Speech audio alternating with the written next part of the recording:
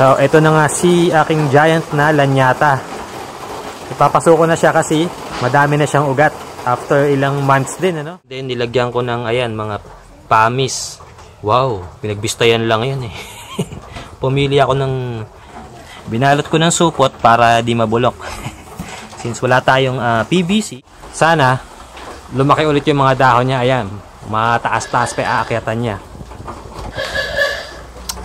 Baka di po ako masyado magsalta sa video ngayon kasi nadidinig nyo maingay po, maulan ngayon eh. Medyo weird lang, maulan ngayon. Kahit patag-araw na.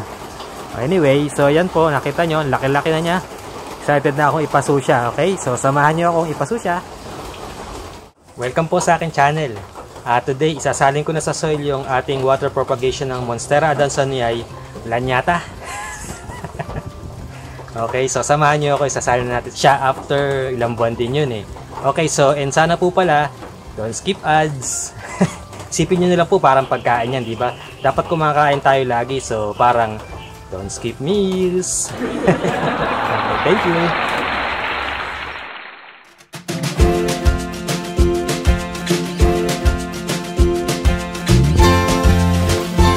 Yan, so magre-recycle tayo. Gamit tayo ng paso ng nadedong halaman. Tapos may lupa pa siya. Puro ata to. Dadagdagan ko na lang ng ipa. Ayusin natin yung, retokahin natin yung soil mix niya, okay? Ayan, so ito yung lupa natin. Makita nyo, ang daming laman ng paso. So hinati ko lang yung laman niyang pure na lupa. So kalahati lang yung niretoke ko. Hindalawan ko siya ng ipa, siguro 50 to 60% yung ipa nito, and then nilagyan ko ng, ayan, mga pamis. Wow, pinagbistayan lang yan eh. Pumili ako ng malalaking bato kasi may mga maliliit na pamis din eh. So pinili ko yung malalaki kasi malaki yung pot natin, malaki yung plant. And then hindalawan ko din ng, ayan, basag na paso yan, mga pinagdudurog-durog ko noon yan eh. So pandagdag din yan para maging loose yung soil. Okay, ito yung gagamitin ko na pole. Medyo mahaba, coco lumber lang yata ito, so medyo magaan lang yan, mukha lang mabigat. And then binalot ko na rin yung ilalim niya, binalot ko ng supot para di mabulok. Since wala tayong PVC, tsaka yung ano ba yun, yung binabalot ng coco yung bunot. Wala tayong pambili na. So yan, binalot ko na lang yan, tsaka may butas sa ilalim yan, butas yun, para yung tubig pag sinipsip sa taas, tutulo pa rin sa ilalim, okay? Tara, check natin yung ugat niya. Ang dami na niyang ugat. Yan.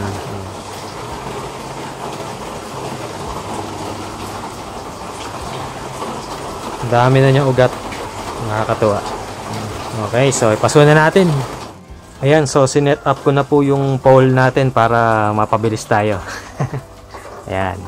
Okay, so nilagyan ko lang naman ng ano yan, yung lupang matigas. Hindi pala kita. Ilagay ko lang yung lupang matigas dyan para mas stable siya, okay? Kayang-kaya nyo po yan. Okay, so let's get it on!